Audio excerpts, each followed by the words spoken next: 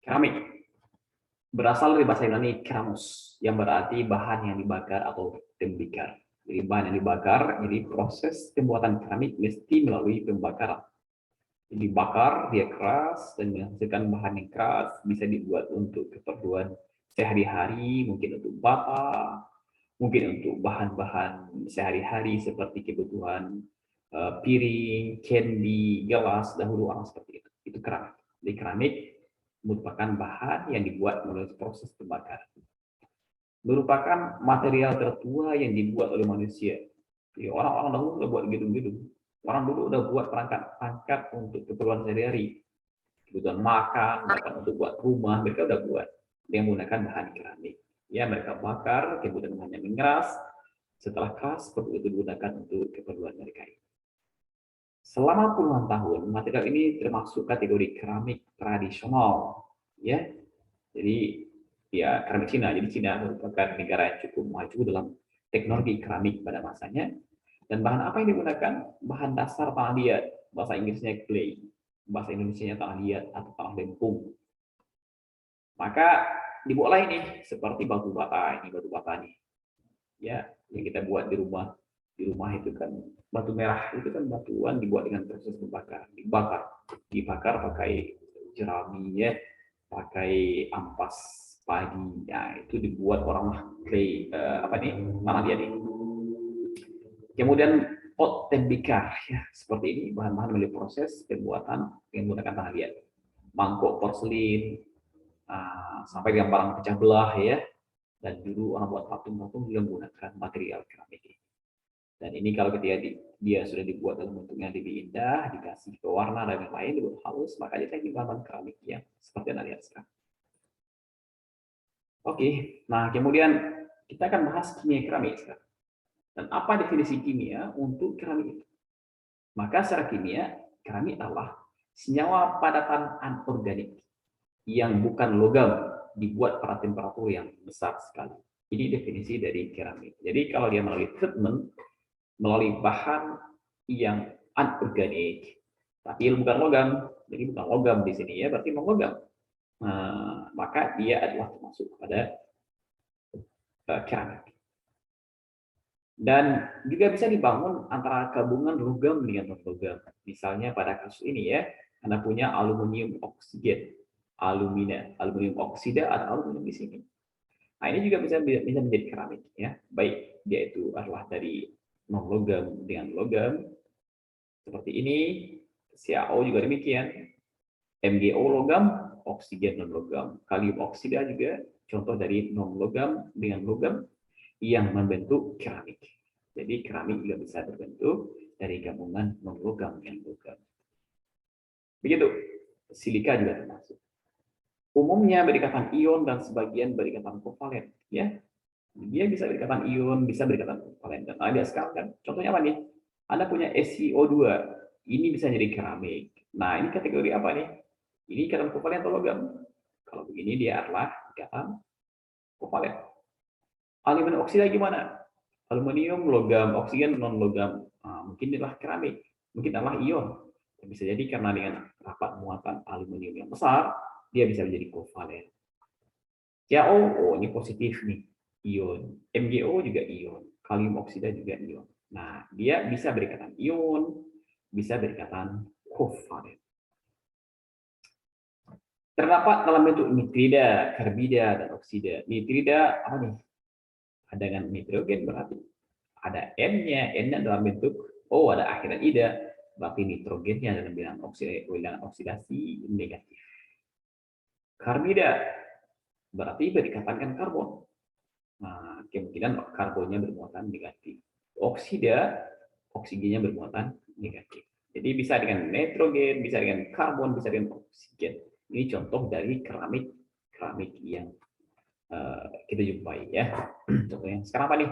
Silika, alumina, kalsium oksida, MgO, K2O, semuanya dalam bentuk oksidanya. Kebetulan ini contoh yang ada sekarang, biarlah oksida. Logam dan non-logam, contohnya adalah pada MgO. Magnesium logam, oksigen non-logam. Ini struktur dari MgO, senyawa ionik berarti. Dan ketika dia di treatment dengan suhu yang tinggi, Anda bisa mendapatkan ini. Material MgO, perlu apa ini? Pipa, apa ini ya? Ini adalah contoh dari material MgO keramik. Dibangun dari logam dan logam, dan dia kategori keramik karena dibuat pada suhu yang tinggi sekali. Kemudian apa nih? Non logam dengan non logam. Ini non logam ya, non logam dan non logam. Silikon dengan oksigen. Silikon non logam, oksigen non logam. Ini bentuk struktur dari silikanya, dan ketika dibuat menjadi bahan keramik ini yang didapatkan ya, iramak dari silika SiO2 seperti ini. Kemudian ada juga dari non logam dengan logam. Nah, logam dengan non logam. Ya. Non metals, NM ini non metals ya. Anda punya apa nih? Titanium karbida, titanium logam, karbon non logam. Nah, ini struktur dari TiC, titanium karbida, dan ini hasilnya. Wah, ini adalah semacam material yang kelihatan logam ya, tapi ini dikategorikan sebagai keramik keras ya. Dan senyawa karbida keras. Kemudian non logam dengan non logam misalnya adalah silikon dengan karbon. Silikon. Ini contohnya adalah silikon karbida. Ini struktur dari silikon karbida, karborundum, karborundum, dan ini wujudnya karborundum silikon karbida. Keras, ini material keras. Keramik bisa juga tersusun dari lebih daripada 2 unsur. Kalau ini 2 unsur semua kan, unsur-unsur. 2 unsur, logam dengan logam, contohnya Anda lihat sekarang kan. Dan ini adalah contoh dari unsur yang dibangun oleh 3 unsur. Contohnya BaTiO. Ya, barium, logam, titanium, logam, oksigen, logam. Ini strukturnya. Ya, BaTiO3. Perovskit. Ya. Kemudian inilah wujudnya.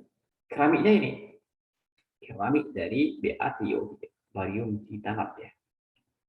Kemudian YBa2CO3O7O ini banyak lagi unsurnya ya. Ada 1, 2, 3, 4. 4 buah unsur berbeda bergabung menjadi sebuah keramik. Ti3SiC2. Ini juga contoh gabungan dari beberapa unsur yang juga melalui proses treatment suhu tinggi menghasilkan keramik dengan formula ini. Begitu. Baik, jadi keramik ini maksud semuanya banyak ya aplikasinya. Untuk dahulu kala ini nih, brick untuk kebutuhan batu bata, kebutuhan porselin, ya porselin ini bahan keramik ini, piring-piring yang digunakan, kemudian lantai-lantai, tile, ubin ya, ubin yang digunakan di rumah itu ada bahan keramik, termasuk plate, piring, kemudian vase bunga. Nah, ini yang selama ini kita kenal dalam kehidupan sehari-hari. Tapi juga sekarang microchip yang digunakan dalam perangkat elektronik itu juga dari bahan keramik. Nah, ini lebih canggih lagi kan. Anda akan mendapatkan bahan keramik yang memiliki sifat elektronik. Itulah microchip. Bahan-bahan untuk kebutuhan gigi ya, gigi palsu, itu juga bahan keramik. Baik ya. Baik. Kemudian sifat keramik. Yang pertama, sifat keramik tergantung pada komposisi kimianya dan kondisi pada pembuatannya. Begitu. Jadi, apa bahan kimianya? Apakah di bahan oksida atau bahan karbida? Beda masih banyak. Kalau karbida itu biasanya keras. Kalau oksida ya masih tidak keras ya, bisa berderai-derai. Karbida itu keras. Maka ini chemical composition menentukan sifat dari keramiknya dan juga kondisi ketika pemanasannya.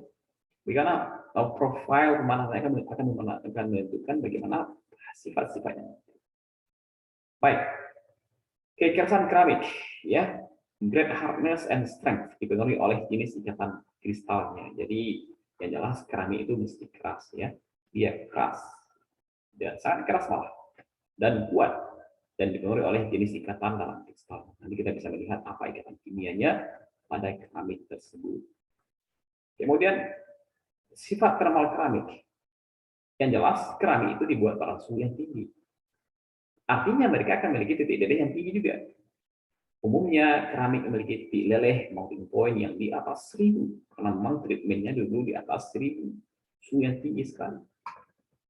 Jadi mereka memiliki melting point yang bisa menggunakan untuk tanur. Ya, untuk tanur, furnace. Sehingga mereka itu tahan panas kan, karena melting point-nya tinggi, panas kan dia tidak akan meleleh, maka dia adalah tahan panas. Dan itu banyak digunakan untuk tanur, furnace, ya, tungku, itu dari bahan keramik. Jika kalau Anda kelabor, Anda menggunakan oven, ya di oven, maka Anda lihat itu material per oven, itu adalah yang putih. Yang putih yang Anda taruh sampel Anda, termasuk material yang Anda gunakan untuk naruh sampel. Naruh sampel atau mortar, pestle, wadah yang masukkan ke dalam oven ketika dipanaskan, itu bahannya bahan keramik, karena dia itu tahan terhadap suhu yang tinggi. Jadi di oven, Anda buka oven, nanti ketemu yang putih itu bahannya keramik. Tempat Anda menaruh, meletakkan sampel Anda ketika dipanaskan. Keramik yang memiliki unsur yang massa atomnya hampir sama, memiliki konduktivitas kalori yang tinggi. Ya, karena memiliki unsur yang massa atomnya hampir sama nih. Contohnya apa nih? Be dan O, ini massa atomnya hampir sama. AR-nya hampir sama. Maka dia bisa menghantarkan panas yang tinggi. Ini contoh darinya adalah barium oksida. Baik, itu sifat apa nih? Pertama sifat kekerasan, strength, ya, hardness. Yang kedua adalah sifat thermal. Bagaimana perilakunya ketika dikenai dengan suhu yang tinggi. Yang ketiga adalah sifat listrik dan magnet. Ya, tadi kita bicara tentang apa? Oh, dia digunakan untuk kebutuhan chip elektronik dalam perangkat elektronik. Nah, ini dia berlaku ini. Sifat listrik dan magnetnya yang berperan di sana. Baik. Pertama, kita bahas low electrical and thermal conductivity. They are good insulator. Jadi, sifatnya yang pertama adalah low electrical and thermal conductivity. Ini thermal conductivity-nya rendah ya. Dia rendah dan dia digunakan di sini sehingga kendati-pun ada panas di sini ada, maka dia itu tidak menghantarkan panas sampai keluar di sini sehingga permukaan oven Anda ini nggak ikut-ikutan panas. Kendati pun di sini, wow, panasnya luar biasa. Tapi tidak akan sampai kepada di sini. Kenapa ada demikian? Karena keramik Anda itu adalah material yang low thermal conductivity. Ya, mereka tidak mengatakan panas dengan mudah. Begitu. And low electrical conductivity. Jadi kendati pun untuk memanaskan ini kita memakai perangkat listrik, tapi dia tidak menghantarkan panas yang baik ya. Menghantarkan listrik yang baik sehingga terjadi konsleting ataupun ada disengat listrik ketika berkenaan menyentuh perangkat-perangkat yang terkait keramik di sini. Begitu. Some keramik adalah semikonduktor, tapi beberapa keramik itu adalah semikonduktor. Nah, ini yang lihat sekarang ya. Jadi sifat keramik yang pertama kita katakan dia sebagai isolator, tidak mengatakan arus listrik. Tapi ada keramik yang semikonduktor. Dia bukan konduktor yang baik. Dia juga bukan isolator yang sempurna. Maka dia ada di in between di antara kedua. Nah, itulah kita sebut dengan semikonduktor. Kita punya logam, kita punya non logam, maka antara keduanya kita punya semi logam. Contohnya apa? Silikon, unsurnya kan. Yang kedua, kita punya keramik, kita punya material yang konduktor. Lawannya adalah isolator, bisa menghantarkan listrik dengan baik. Lawannya adalah peng, tidak bisa menghantarkan listrik dengan baik. Maka di antara keduanya ada namanya semi konduktor. Nah, beberapa keramik adalah semi konduktor. Pada kondisi tertentu dia bisa menjadi konduktor. Pada kondisi biasa dia adalah isolator. Itu namanya semikonduktor. Dan apa keramik yang memiliki itu adalah umumnya adalah oksida dari logam transisi. Apa contohnya? Zinc oxide. Ya, zinc oxide, seng, oksida dari transisi Zn. Oh, ini terkenal sekali kan? Zinc oxide, kemudian titanium oxide. Ini contoh dua buah oksida yang sangat terkenal dalam kimia kita ini. Kenapa demikian? Karena mereka bersifat fotokatalis. Ini menariknya ya. Jadi dalam riset yang sedang running di labor kimia kita sekarang itu banyak sekali teman-teman Anda yang bekerja dengan semikonduktor, zinc oxide, dan titanium oxide. Apa gunanya? Semikonduktornya kita gunakan. Dia bersifat sebagai semikonduktor yang dengan itu Anda bisa menggunakannya untuk fotokatalis. Dengan dua ini sangat terkenal gunanya sebagai fotokatalis. Kita bisa menggunakan cahaya matahari, Kita bisa menggunakan lampu UV untuk apa? Untuk mendegradasi zat-zat warna yang berbahaya. Zat-zat warna organik yang berbahaya bisa dihancurkan karena sifat semikonduktor dari dua ini. Dia akan bisa menghasilkan radikal, nantinya dia akan menghasilkan elektron berinteraksi dengan bahan-bahan lain menghasilkan radikal. Radikal ini akan menghancurkan bahan-bahan yang berbahaya tersebut. Nah, ini contoh dari oksida dari logam transisi ZO dan titanium oksida yang bersifat semikonduktor. Begitu. Paling yang lain, SNO, tembaga oksida, ini juga contoh dari bahan-bahan keramik yang bisa sebagai semikonduktor yang dibangun oleh logam-logam transisi. Juga zinc sulfide, kemudian kadmium telurida, GAS, SB, kadmium sulfida, Tb sulfida, dan lain-lain. Contoh dari keramik-keramik yang dibangun oleh unsur transisi.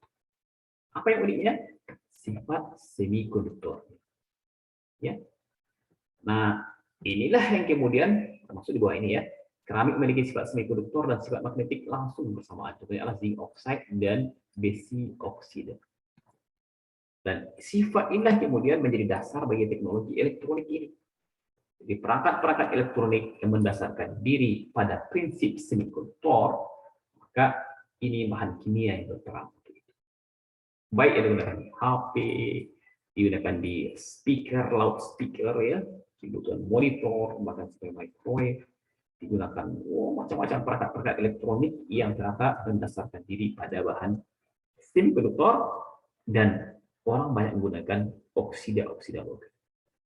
Baik, para semuanya, dulu kita belajar silikon ya. Dalam bab ini kita belajar silikon, dan silikon adalah semikonduktor yang juga digunakan untuk keperluan elektronik. Dan sekarang kita juga punya pilihan lain untuk bahan semikonduktor, dan yaitu adalah keramik. Dan ini contoh-contohnya ada di hadapan Anda sekarang. Ya, contoh dari bahan-bahan elektronika yang menggunakan sifat semikonduktor, dan itu juga menjadi alternatif bagi bahan-bahan yang elektronika yang bersifat semikonduktor. Oke. Sifat berikutnya dari keramik, dia punya sifat optik juga. Berhubungan dengan apa nih? Cahaya ya, sifat optik berhubungan dengan sifatnya sebagai bahan-bahan optik. Ya. Sifat optik pada bahan dipengaruhi oleh faktor absorpsi cahaya. Bagaimana dia mengabsorpsi, menyerap cahaya dan resonansi oleh getaran atom pada bahan. Ya, ini contohnya, ini kan contoh dari material-material dalam hal interaksinya cahaya. Banyak kan? Ada material yang sinar tersebut dipantulkannya. Nah, dipantulkannya, ya. Ada juga material yang diteruskannya. Tapi karena Anda memiliki material yang berbeda, ya, ada indeks bias di sini, maka dia akan mengalami pembiasan, refraksi. Kemudian ada juga material yang dia meneruskan saja, diteruskan, ditembak tanpa sedikit pembiasan, ditransmisikan. Kemudian ada juga material yang menyerap cahaya tersebut sehingga nggak ada yang diteruskan. Wow, dia serap sinar tersebut, tak ada yang diteruskan. Sehingga apa warnanya nampak oleh mata? Gelap, warna hitam. Begitu ya. Nah, ini contoh dari bagaimana kelakuan dari material dalam hal interaksinya dengan cahaya. Begitu. Nah, material keramik juga akan perlihatkan bagaimana interaksinya dengan cahaya. Warna pada kaca ditentukan oleh logam transisi yang menyusun bahan tersebut. Oke, Anda punya banyak warna-warni kaca ya. Warna-warna kaca itu kan macam-macam warnanya. Maka itu juga termasuk ditentukan oleh komponen kimia penyusunnya. Dan karena logam transisi, material unsur-unsur transisi adalah terkait dengan warna.